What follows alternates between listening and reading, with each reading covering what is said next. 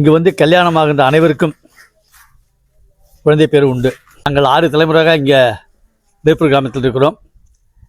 எனக்கு தெரிந்தவரையில் இந்த கோயில் திருமணமாகி யாருக்குமே குழந்தை பேர் இல்லாமல் இருந்ததில்லை. அதை முன்னிட்டு சுற்று வட்டாரத்தில் உள்ள குழந்தை பேருக்கோசமே இங்கே வருவார்கள். வேறு இடத்தில் கல்யாணம் பண்ணி குழந்தை இல்லை என்றாலும் இங்கே வந்து மறுமணம் புரிவார்கள். அவர்களுக்கு குழந்தை பாக்கியம் உண்டு, நடந்திருக்குது. இதெல்லாம் உண்மையான ஒன்று.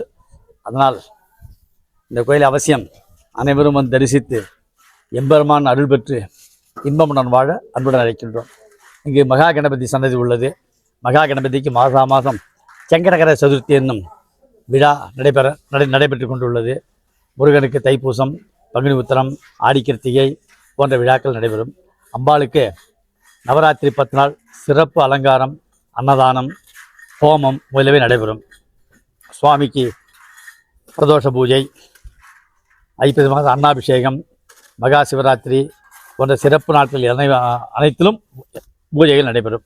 ஆகையால் அனைவரும் வந்து கோயிலை வலம் வந்து எம்பெருமானை வழிபட்டு இப்பூவுலகில் நலமாக வாழ அன்புடன் அழைக்கின்றோம். வணக்கம்.